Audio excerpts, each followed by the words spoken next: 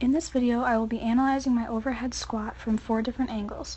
There are 4 main phases of an overhead squat: the standing phase, downward phase, mid-squat, and the upward phase.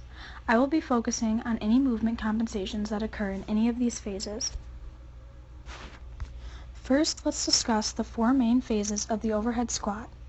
The first phase is the standing phase, otherwise known as my starting position, with my feet approximately shoulder-width apart and my arms extended overhead parallel to my ears. Next, we move into the downward phase. This lasts for approximately 1.12 seconds.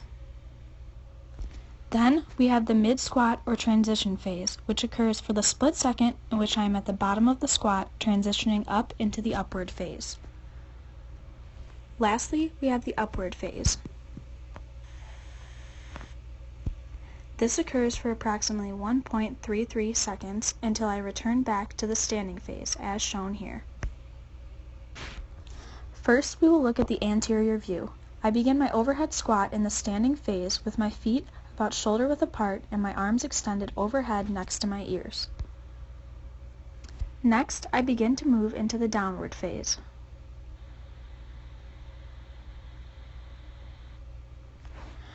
This is when we can start to see some movement compensations occur. The first compensation seen is that my arms fall forward and I flex my elbows. When movement compensations occur, there are overactive and underactive muscles. In this situation, it is probable that my pectoralis major and minor could be overactive, while my rhomboids could be underactive, causing my arms to fall forward. My elbows could be flexing due to overactive biceps and underactive triceps. These movement compensations are shown in the blue circle. Another compensation seen during the downward phase is a slight forward lean. This lean is very hard to see from the anterior view, but is shown in the blue box. It is probable that my hip flexor complex is overactive, while my erector spinae is underactive, causing this lean. The next phase is the mid-squat phase. This occurs when I reach the deepest point of the squat and transition into the upward phase. While in the mid-squat phase, you can still see all of the movement compensations I discussed. As I begin the upward phase, you can see these compensations correct as my back straightens up and my arms line up with my ears as I return to the standing phase. Now we can take another look at all of the compensations I just discussed.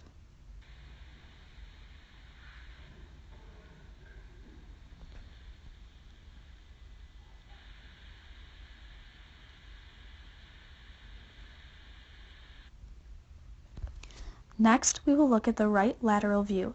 This view is the best view to see all of my movement compensations. Just like before, I begin my squat in the standing phase with my feet shoulder-width apart and my arms extended parallel to my ears.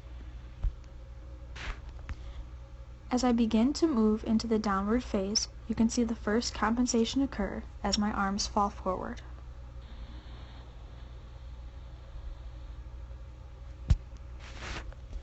The green line represents where my arms should be. The red line runs even with my arm, showing how far my arms have fallen. As previously stated, my fallen arms could be the result of overactive pectoralis major and minor and underactive rhomboids. The other compensation with my arms is the flexion occurring at my elbows. Ideally, my arms should be extended 180 degrees. As you can see, my elbows are flexed approximately 131 degrees. It is probable that this is the result of overactive biceps and underactive triceps.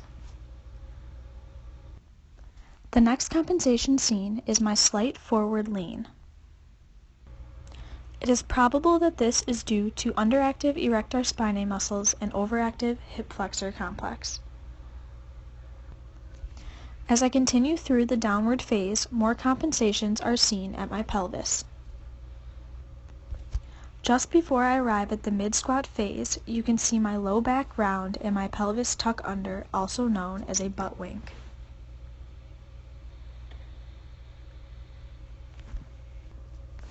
If you follow the white arrow, you can see the direction my pelvis tucks under. This butt wink could be due to overactive hamstrings and underactive gluteus maximus. As I come out of the mid-squat, you can see my pelvis correct itself again.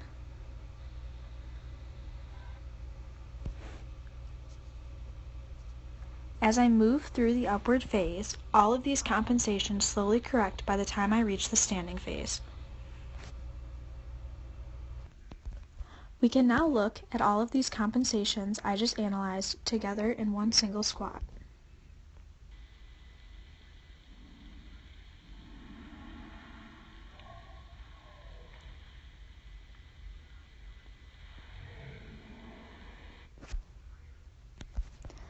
Now we will look at the posterior view. I begin in the standing phase, feet shoulder-width apart with arms overhead. Unfortunately, most of my compensations are difficult to see in this view. As I move into the downward phase, you can immediately see my elbows flex and my arms fall forward.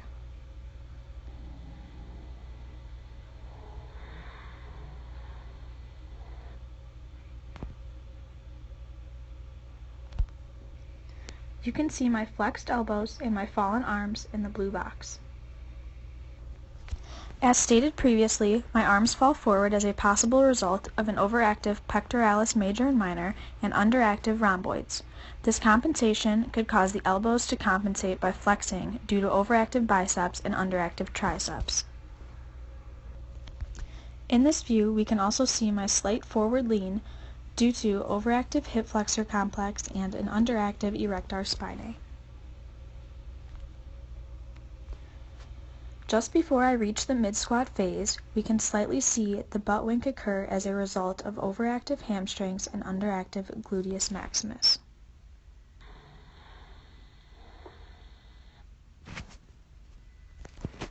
As I arrive at mid-squat and transition to the upward phase, you can see these compensations correct as I arrive in the standing phase.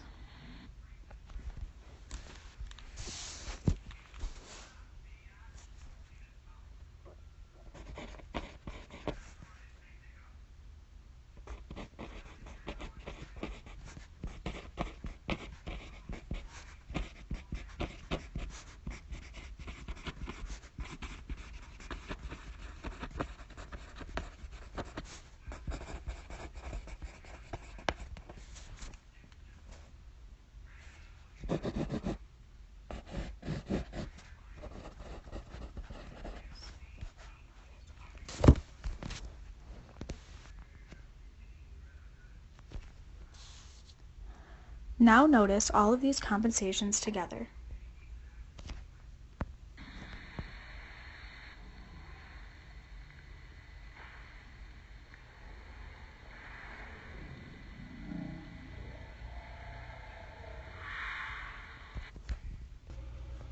Lastly, we will look at the left lateral view.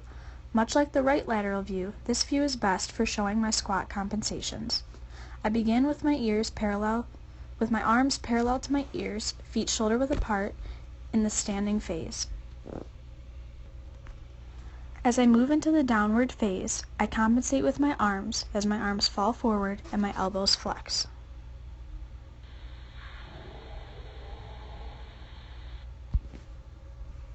You can see these compensations in the blue circle. As previously discussed, the flexion in my elbows could be a result of overactive biceps and underactive triceps. The compensation of my arms falling forward could be due to probable underactive rhomboids and overactive pectoralis major and minor. The next compensation seen is my slight forward lean. This lean is indicated by the red lines and is probable that it is due to underactive erector spinae muscles and overactive hip flexor complex. As we make our way down my body, the next compensation is seen at my pelvis. As I continue to move through the downward phase, my low back rounds and my pelvis tucks under, causing what we call a butt wink. This compensation could be a result of underactive gluteus maximus and an overactive hamstrings.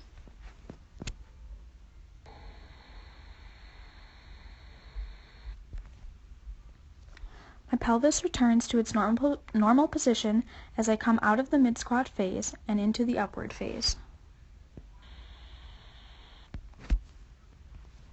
In this upward phase, all movement compensations straighten out until I return to the standing phase.